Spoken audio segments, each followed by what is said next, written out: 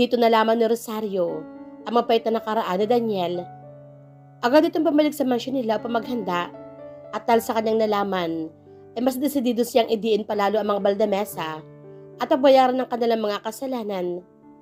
Sa kanyang pagmumuni-muni, siya ay napatanong, kaya ba, ayaw mo na sa ganung paraan ko sila idapa dahil hindi mo pa rin makalimutan ang nangyari sa asawa mo?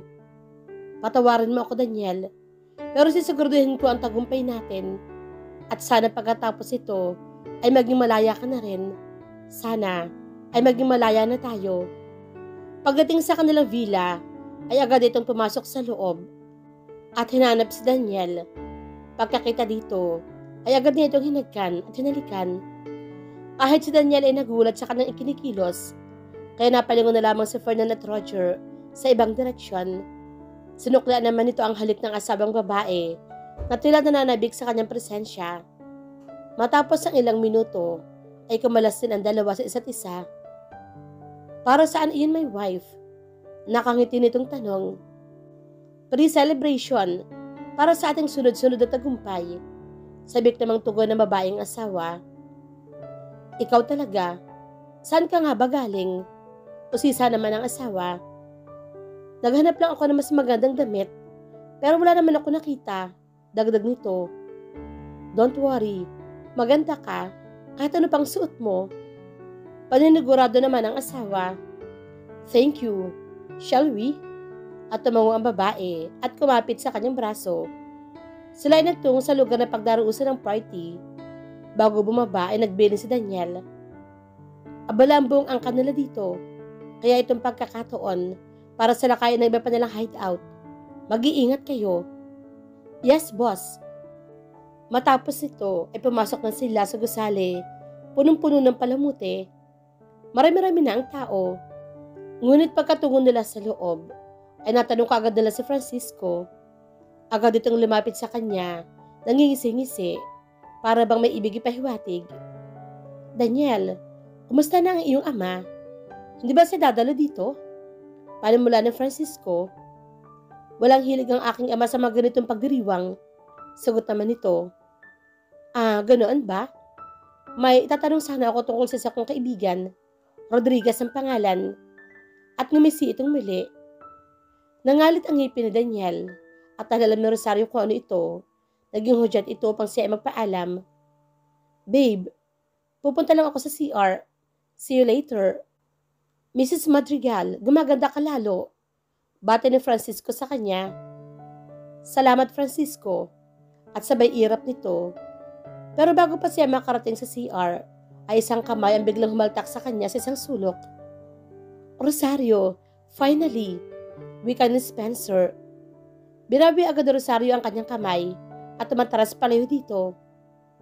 Ano bang ginagawa mo, Mr. Valdamesa? It's just the two of us. Spencer na lang. Nakangiti pang sabi nito. Please, I need to leave. Nagmamadali ito naglakad pa palayo, pero makulit si Spencer. Sandali lang, may tatanong lang ako sa'yo. Anong alam mo tungkol sa asawa ko, ha? Wika niya. Ano bang sinasabi mo? Tugon ito. Last time, may iniwan ka message, hindi ba? Na hindi ang asawa ko yung Margarita na kasama ko ngayon. Please, tell me. I am begging you. Hinawakan siya ni Spencer sa braso. What are you talking about? Let me go. Please. Hiyaw pa ni Rosario. Please. I need to know. Please. Pakiusap nito. At lalo pang humigpit ang hawak sa kanyang braso.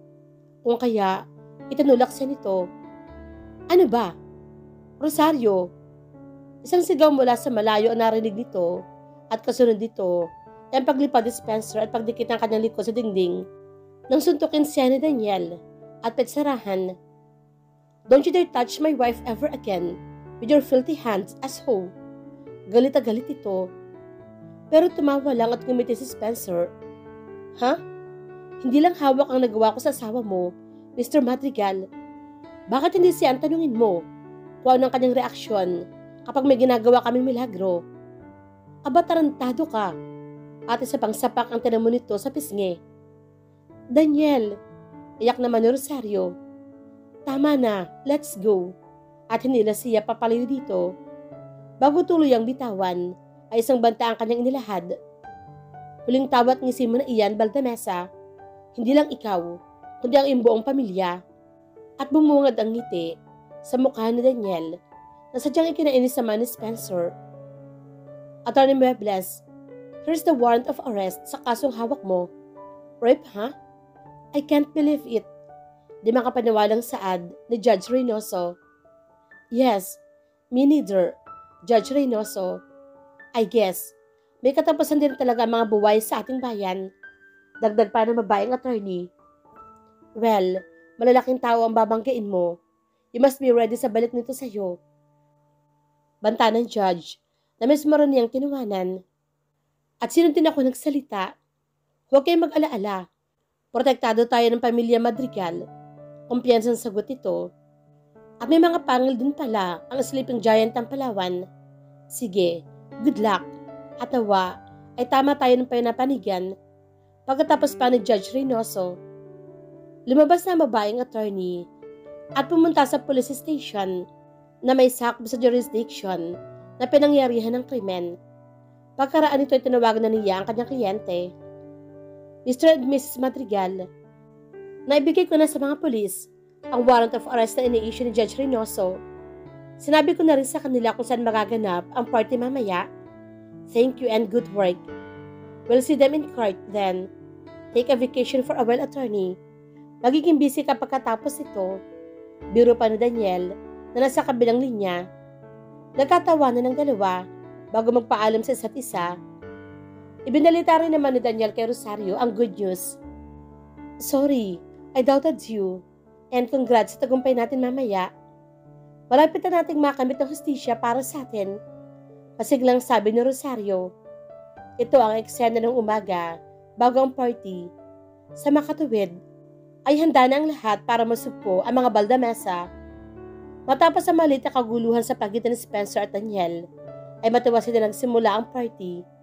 Pinangunahan ito ng punong gobernador ng lalawigan ng Palawan. May halos 50 katao rin ang piling dumalo sa naturang party. Iba-iba ang kanilang mga layunin. Ang iba ay upang magpalawak ng kanilang negosyo. Ang iba ay network. Ang iba ay makihalubilo.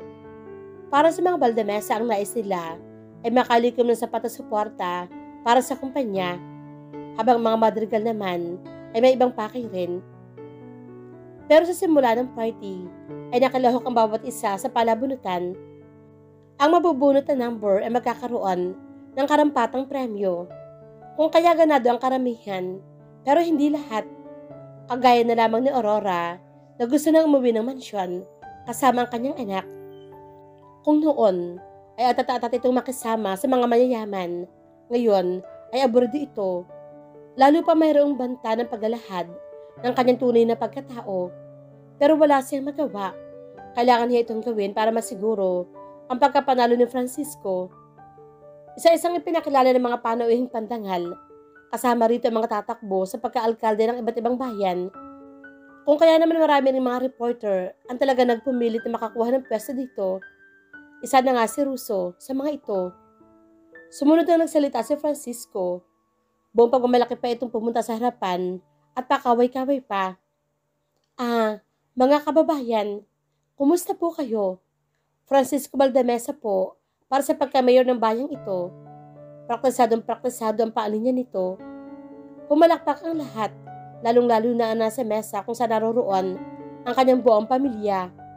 Bihis sa bihis, at handang-handa ang mga ito. Pero hindi nila nalalaman na ito na pala ang huling sandali ng kanilang maliligayang araw. Sa kalagitnaan ng kanyang pagsasalita ay namatay ang kanyang mikropono at isang recording ang biglang umandar. 3 tinig ang nagmamay-ari dito.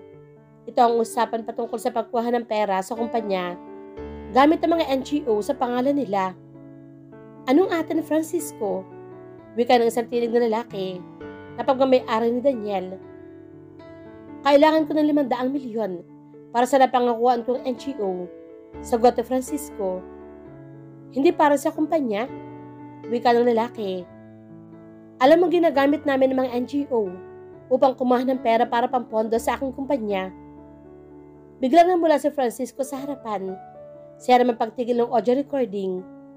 Nagsimula ang bulong-bulungan at kanya-kanyang type ng mga reporter ayon sa kanilang narinig. Isang di kilalang reporter, si Russo ang nagtanong, Sir Francisco, anong ibig sabihin ng recording na iyon? Kailangan kami ninyo ang pera para sa NGO dapat? At umingi ang buong hall. Sumisigaw si Francisco, Hindi. Isang di pagkakaintindihan lamang iyon. Putol ang recording na iyan. Ibig sabihin ba inaamin ninyo kayo ang nasa recording? Pasunod namang tanong ng ibang reporter. Hindi ako yan. Pagtanggi ni Francisco. Agad naman niyang hinanap kung nasaan si Daniel at nakita niyang nakalisi ito. Sa loob-loob ay halos, isumpa niya ito. Yang si Daniel Madrigal, may pakana niyan.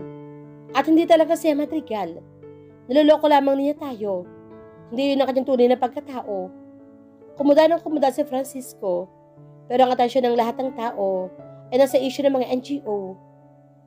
Sir Francisco, ano masasabi ninyo rito?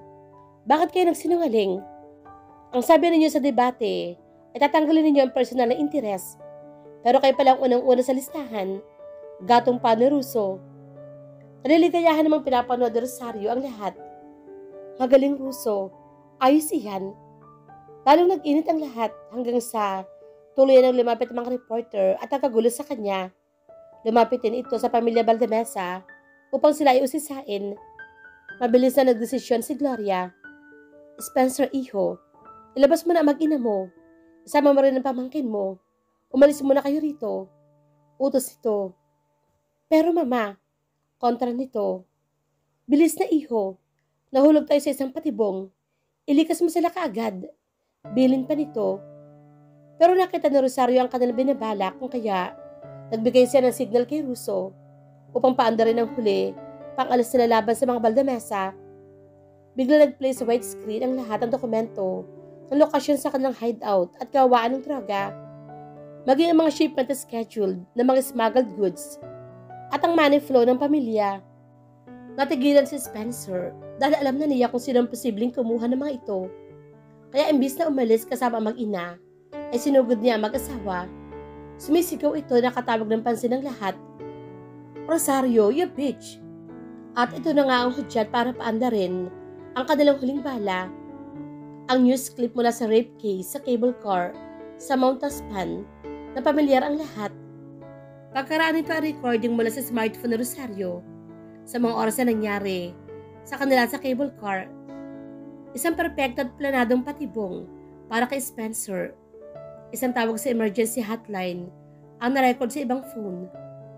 Help! Mahinang sabi ni Rosario na kasama sa kanyang pag-arte. Tama na. Huwag, Mr. Valdemesa. Please. Punong-puno ng pakiusap, isang boses ang biktima na binababoy ng mga oras na iyon. Dinig-dinig nito ang pagpalo niya sa puwetan, maging ang kanyang mga matitinding salita. Take this, bitch. Ito ang gusto mo, diba? Ito ang bagay sa'yo. Dinig-dinig ng lahat hanggang sa matapos ang suspect. Ang huling narinig ay ang hikbi ng kawawang biktima.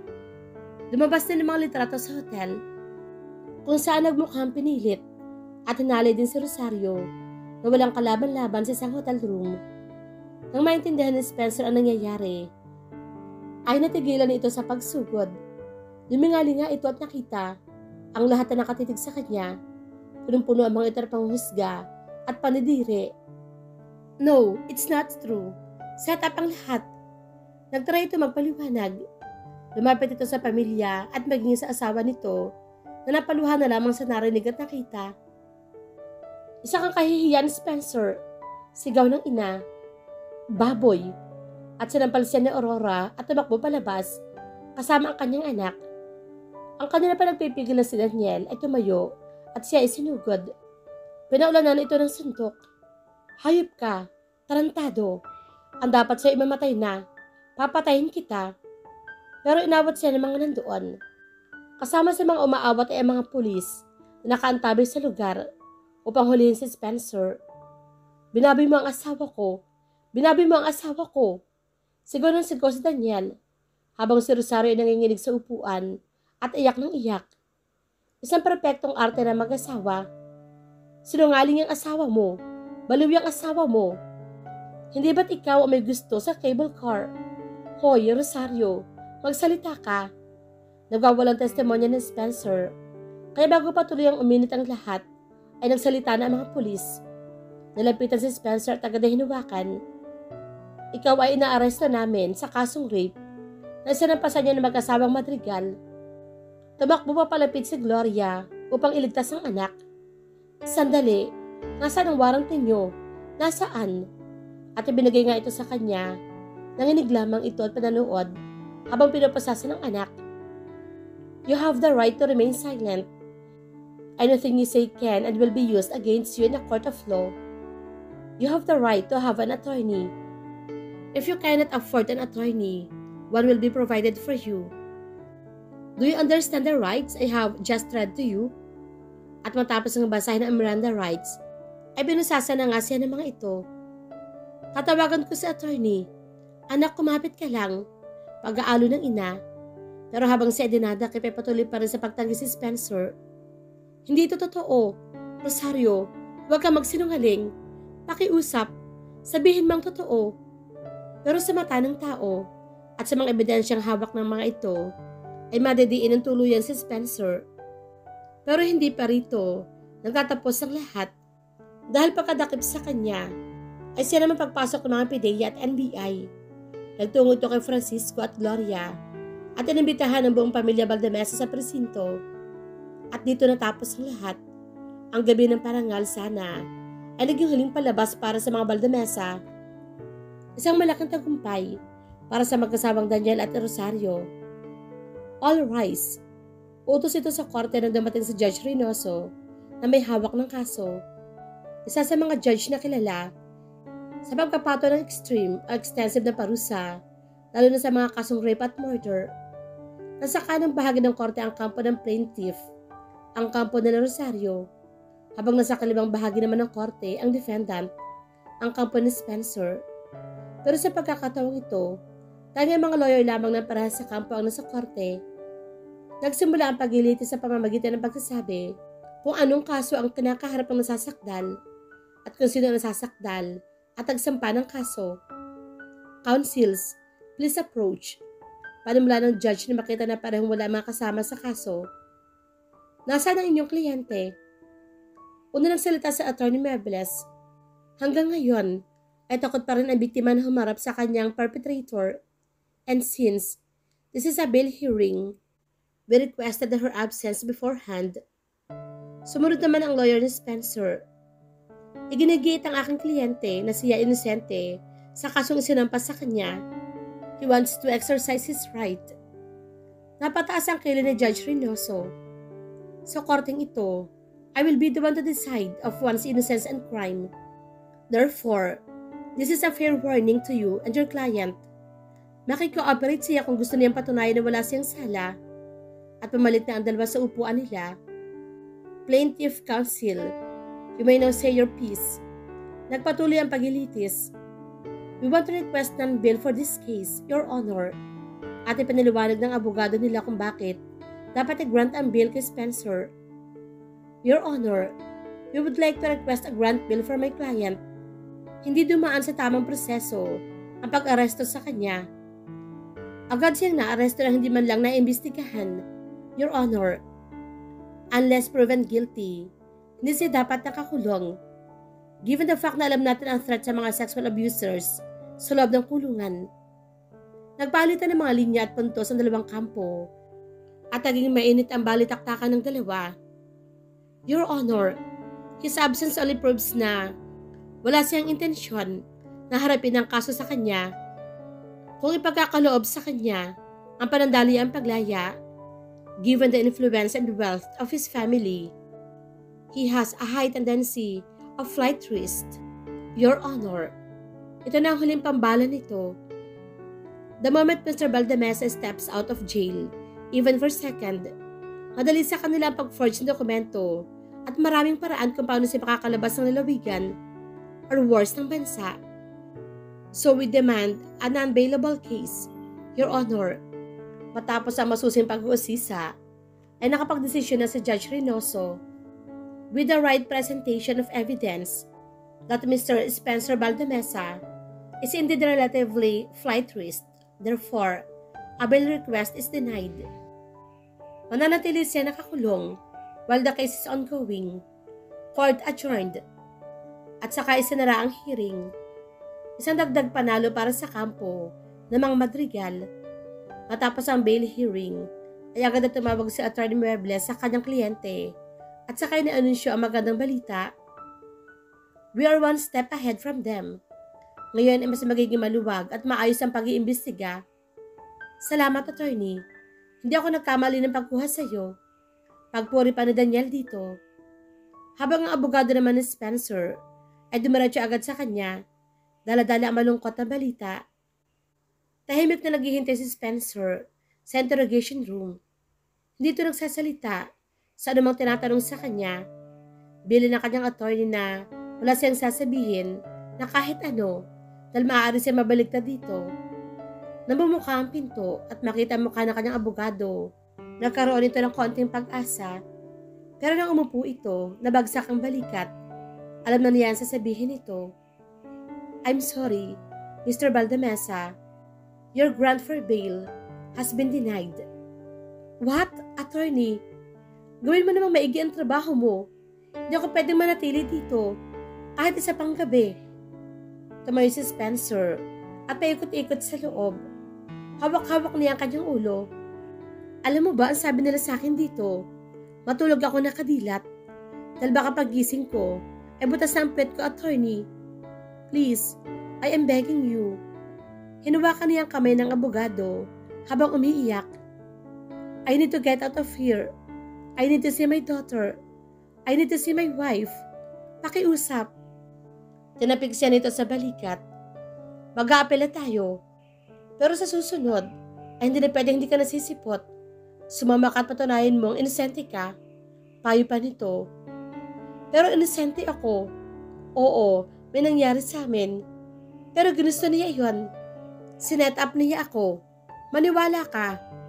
Sa korte, hindi pa niniwalaan ng mga sabi lang. Ang mahalaga ay ebidensya ang didikta ng kaso. Gagawin ko makakaya ko. Sa ngayon, pumili ka ng maayos na kasama sa kulungan para hindi ka mapagtripan o mabugbog. Dismayado bumalik sa kulungan si Spencer habang ang kanyang abogado naman ay puspusan ang pag-aaral sa kanyang kaso.